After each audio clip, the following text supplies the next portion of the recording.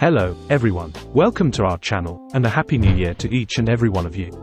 Today, we've got something exciting for you, a random password generator. If you've ever wondered how to create strong and secure passwords, you're in the right place. Let's dive in. We start with the HTML structure.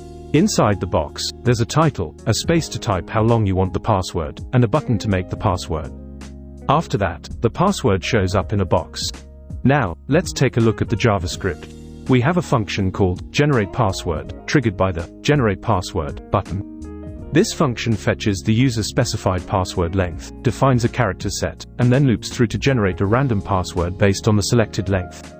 To break it down further, we use getElementById to fetch the password length from the input field.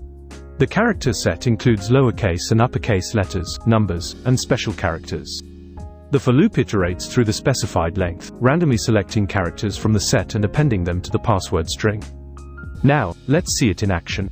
We'll set the default password length to 12 characters and click Generate Password. That's it, we've successfully generated a random password. You can customize the length, ensuring your passwords meet your security needs. Remember, a strong password is crucial for online security. If you found this helpful, don't forget to like, share, and subscribe for more tech tutorials. Thanks for watching, and until next time, happy coding.